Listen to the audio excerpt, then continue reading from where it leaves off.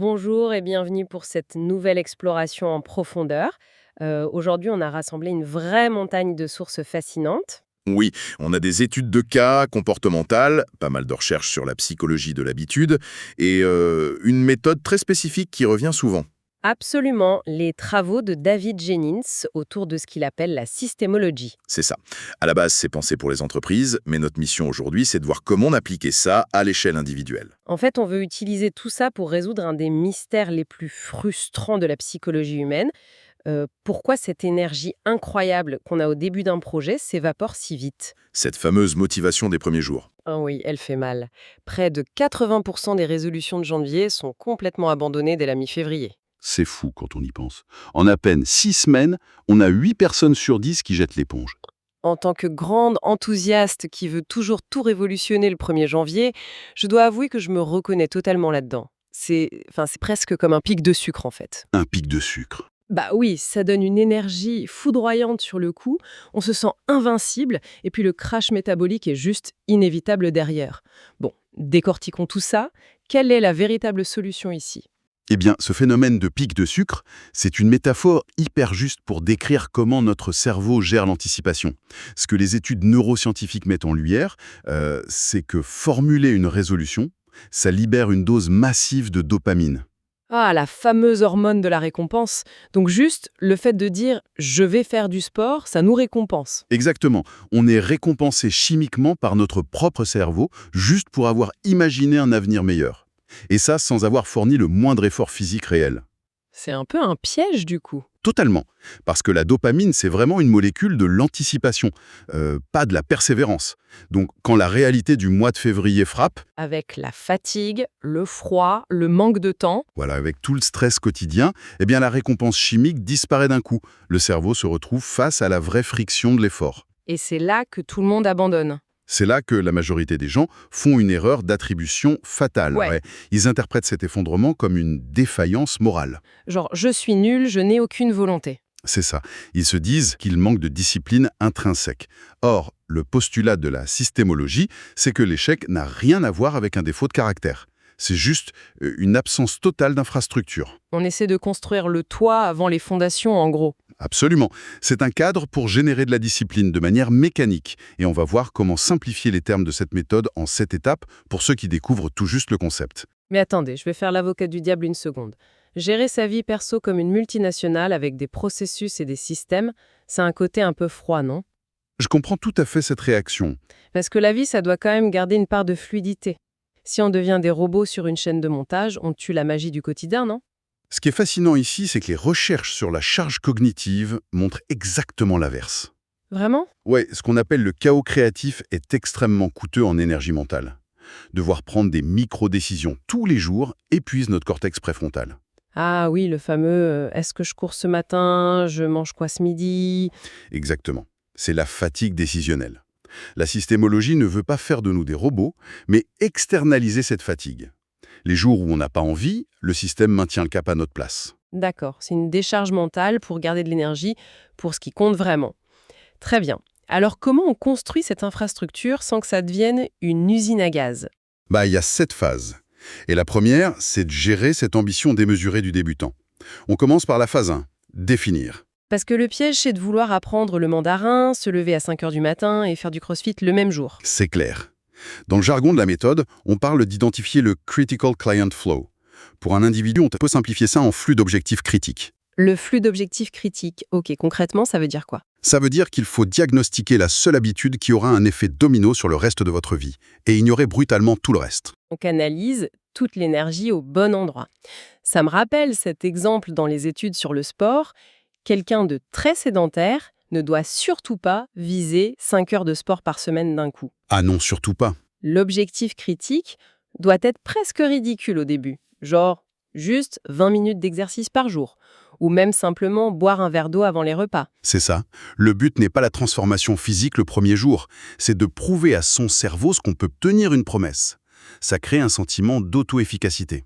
Et ça donne la confiance pour continuer. Mais bon, la confiance interne, ça a ses limites, non? Ouais, et c'est pour ça qu'on passe à l'étape 2. attribuer. Il s'agit de partager la charge et de créer de la responsabilité. Voici où ça devient vraiment intéressant. Parce que la psychologie montre qu'on abandonne hyper facilement quand on est le seul témoin de son échec, en fait. Bah oui, on se trouve de bonnes excuses en secret et personne ne viendra nous contredire. Donc on introduit une pression sociale saine. C'est un peu pirater son propre besoin d'appartenance. Si je dis à un groupe en ligne que je vais lire un livre par semaine, j'ai pas envie de passer pour quelqu'un qui ne tient pas parole. Exactement. Trouver un partenaire, faire un point hebdomadaire avec un ami ou utiliser une application de suivi. Cette responsabilité crée une obligation hyper saine. L'inconfort de devoir avouer qu'on n'a rien fait est plus fort que l'envie de rester dans le canapé. C'est ça. Le regard de l'autre compense la baisse de motivation interne. Ça agit comme un tuteur pendant que la nouvelle habitude est encore trop fragile. D'accord. Donc on sait quoi faire et on a quelqu'un pour nous surveiller. Mais comment on passe à l'action au quotidien? C'est souvent là que le bas blesse. C'est là qu'entrent en jeu les étapes 3 et 4. Extraire et organiser.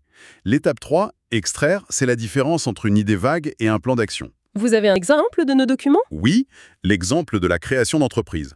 Si on se lève en se disant juste « je vais créer une entreprise aujourd'hui », c'est beaucoup trop vaste. C'est le meilleur moyen de stresser et de finir sur les réseaux sociaux pendant 2 heures. C'est clair. Extraire, c'est transformer cette idée en étape actionnable. Étape 1, rechercher le marché. Étape 2, identifier le public. Étape 3, créer un plan marketing. La clarté amène la confiance en fait. On annule l'ambiguïté qui nous empêche d'agir. Exactement. Et une fois qu'on a extrait ces étapes, il faut organiser. La 4e phase.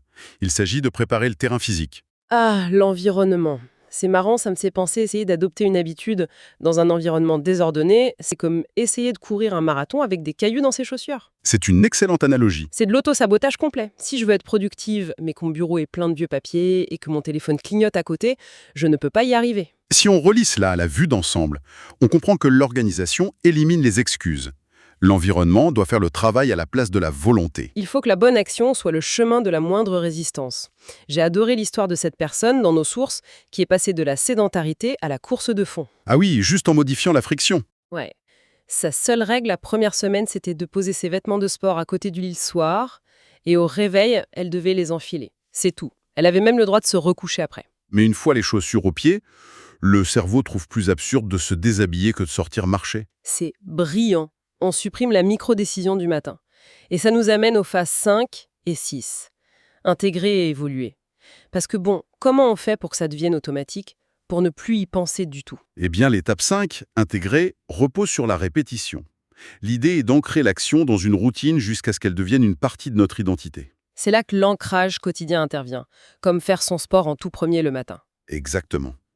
On transfère l'effort du cortex préfrontal vers les régions du cerveau qui gèrent les automatismes. Ça devient un réflexe, comme se brosser les dents. Alors, qu'est-ce que tout cela signifie? Au final, le but n'est plus de se forcer, mais vraiment de changer qui on est. C'est ça. Et cela soulève une question importante. Comment s'assurer qu'on ne s'ennuie pas une fois que cette habitude est totalement installée? C'est vrai que l'être humain se lasse vite. Si je marche 20 minutes tous les matins sans y penser, au bout de 6 mois, il n'y a plus aucun défi. Voilà le risque. C'est pourquoi la 6e étape est évoluer. Il faut augmenter le défi pour nourrir la motivation intrinsèque des débutants sur le long terme. On introduit une surcharge progressive, en fait. Tout à fait. L'exemple de la méditation dans nos sources est parfait. On commence par 5 minutes pour ne pas se décourager. C'est l'étape intégrée.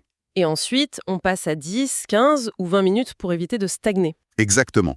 Il faut que le défi grandisse avec vous pour maintenir l'engagement. Bon, ça c'est la théorie et ça a l'air génial. On définit, on extrait, on organise. Mais dans la vraie vie, il y a des imprévus. On tombe malade, on a une urgence, le système déraille. C'est inévitable.